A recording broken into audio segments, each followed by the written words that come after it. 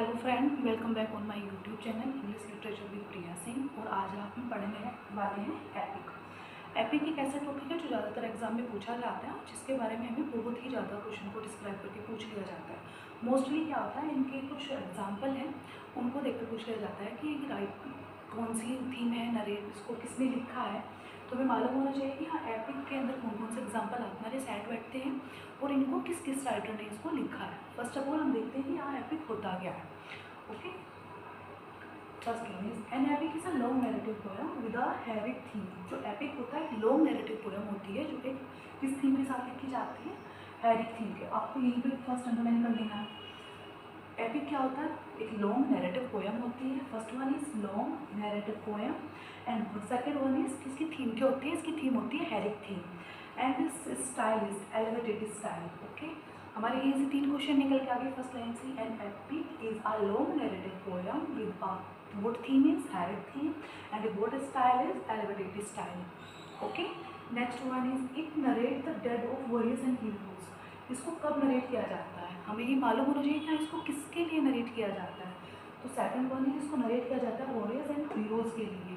Okay, आप लोगों को मालूम होना चाहिए कि हाँ जो एपिक होता है उसको किसके लिए नरेट किया जाता है, हमारे वॉरियर्स एंड हीरोज़ के लिए, जो हमारे वीर होते हैं, वीरों के लिए, जो हमारे हीरोज़ के लिए उसको इसका नरेट किया जाता है। It make the use of rhetoric. इसका यूज़ किसके लिए किया जाता है, रिटोरिक के लिए। अब रिटोरिक मीन आपको मालूम होगा, अलंकार को रिटोरिक बोलते हैं। ओके, इसका यूज़ किसके लिए किया जाता है, अलंकार के रूप में इसको यूज़ किया जाता है। It is generally divided into 12। ये वाला क्वेश्चन बहुत बार पूछा गया, इसको कई बार पूछा जाता है कि इसको कितनी बुक्स में डिवाइडेड किया जाता है। जो हमारा एपिक होता है उसको मोस्टली 12 बुक के अंदर इसको डिवाइड किया जाता है। आपको मालूम होना चाहिए जर्नली डिवाइडेड इनटू 12। इसको डिवाइड कितनी बुक्स में किया जा रहा है, 12 बुक्स में इसको डिवाइड किया जाता है। ओके, नेक्स्ट वन इज इसकी लैंग्वेज कैसी होती है। इसकी लैंग्वेज एकदम नोबल एंड सबलाइन होती है। लैंग्वेज ऐसा नहीं है बहुत ज़्यादा टिपिकल लैंग्वेज इसमें प्रेजेंट की जाती है, नहीं, इसके अंदर एकदम नॉर्मल लैंग्वेज को, नोबल लैंग्वेज को इसको प्रेजेंट किया जाता है। ठीक है, it make the use of super natural machinery. इसको यूज़ किया जाता है super natural machinery, gods and goodness को प्रेजेंट करने के लिए। Okay, I repeat again, it make the use of super natural machinery, God and goodness. इसको super natural machinery के रूप में प्रेजेंट करने के लिए हमारा एपिक का यूज़ किया जाता है। ओके, नेक्स्ट है फिर हमारे इसके एग्जाम्पल पर। फर्स्ट वन एग्जाम्पल है द डिवाइन कॉमेडी।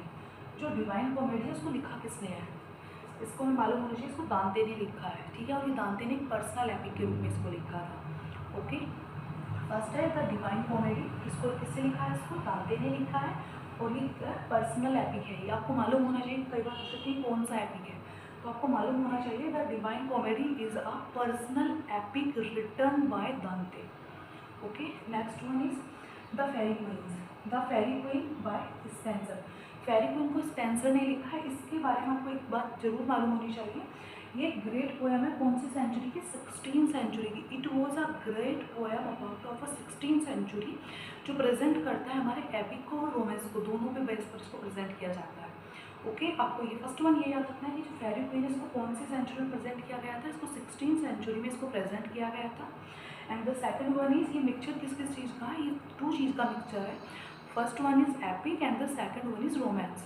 ओके, नाम याद रखना, इसको लिखा किसने है, फेरी क्वीन, लिखा इसको स्पेंसर ने। ओके, नेक्स्ट वन है पैराडाइज रिगेन्ड। पैराडाइज रिगेन्ड एक ऐसा पॉइंट है जो बहुत ही पूछा जाता है, बहुत, ये हमें पता होना चाहिए कि भी एक एपिक है और जिसके कितने पार्ट हैं, इसके 4 पार्ट हैं इस एपिक के। ओके, नेक्स्ट वन है कीथ। जो हमारे जॉन कीथ थे वो किससे, इन्होंने पैराडाइज लॉस्ट को बहुत ध्यान से पढ़ा। जॉन कीथ ने हमारे पैराडाइज लॉस्ट को अच्छे से पढ़ने के बाद इन्होंने उसके बाद अपना एपिक लिखा जिसका नाम है हाइपीरियम। हाइपीरियम जॉन कीथ के एपिक का नाम है हाइपीरियम। इन्होंने कौन से एपिक को बहुत ही डीपली स्टडी किया था, पैराडाइज लॉस्ट को इन्होंने बहुत ही डीपली स्टडी करने के बाद तब अपना एपिक इन्होंने प्रेजेंट किया। ओके, नेक्स्ट वन है the ring and the book. इसको पब्लिश हुआ था 1868 में, इसको लिखा रॉबर्ट ब्राउनिंग ने।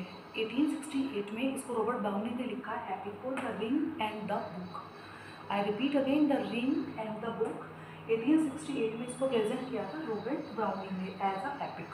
ओके, फिर उसके बाद वर्ड का प्रेल्यूड आता है। प्रेल्यूड एक ऐसा वर्क है जो बहुत ही ज़्यादा एग्जाम में कोई भी एग्ज़ाम हो, आपका LD ग्रेड का हो, आपका UP TGT PGT किसी भी चीज़ का एग्ज़ाम हो, लेकिन प्रीलुड एक ऐसा वर्क है जो बहुत ही ज़्यादा पूछा जाता है। इसके बारे में कुछ भी पूछते हैं, किसने लिखा है, कितनी पोएम इसके अंदर प्रेजेंट की, कब इसको लिखा गया, कब इसको पब्लिश किया गया, इसके बारे में कुछ ना कुछ क्वेश्चन पूछ ही लिया जाता है। वर्ल्ड वर्क का जो प्रीलुड था इस ऑल्सो एन एपिक, ये एपिक था। इसका बिगिन स्टार्ट इसको किया गया था 1798 में, 99 में इसको भी स्टार्ट किया गया था। ये कंप्लीटेड हो गया था 1805 में, बट इसको एज अ एपिक पब्लिश नहीं किया गया था। ये एक ऐसा वर्क है जिसको एज अ एपिक पब्लिश नहीं किया गया। कई बार क्वेश्चन में पूछ लेते हैं कि कौन सा ऐसा वर्क है जो एपिक नहीं है। आपको मालूम होना चाहिए प्रील्यूड विलियम वर्ड्सवर्थ का ऐसा वर्क है जो एपिक है ही नहीं, जिसको लिखा एज ए एपिक गया था बट वो एपिक में पब्लिश हुआ ही नहीं था। इसको कंप्लीट हो गया था ये 1805 में, बट इसको पब्लिश नहीं किया गया। वहीं हमारे विलियम वर्ड का एक अदर वर्क है जो एज ए एपिक प्रेजेंट किया गया था, द एक्सकर्जन।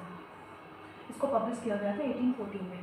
एक्सकर्जन इनका एक ऐसा एपिक है जो ज़्यादातर अच्छा है, आप लोग पढ़ना, इसको बहुत अच्छा एपिक है एक्सकर्जन। इसको फिर इन्होंने पब्लिश किया था एज अ एपिक 1814 में। ओके, एक क्वेश्चन ये भी बनता है कि कई बार पूछ रहे कि एंग्लो सेक्शन एपिक कौन सा है, कि एंग्लो सेक्शन से कौन सा एपिक है, ये पूछ लेते हैं।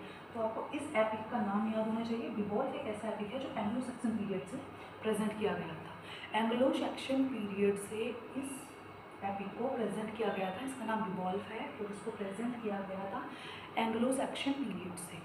ओके, आई होप आपको एपिक के बारे में जितनी नॉलेज मैंने दी आपको समझ आई हो। अगर आपको किसी को भी कुछ भी डाउट है, इसमें कुछ भी समझ नहीं आ रहा है, कोई भी वर्क ऐसा है कि आपको डीपली समझना है, तो आप लोग मुझे कमेंट में बता सकते हैं, मैं आप लोगों को वही वर्क डीपली में समझाऊंगी। Okay, thank you friends.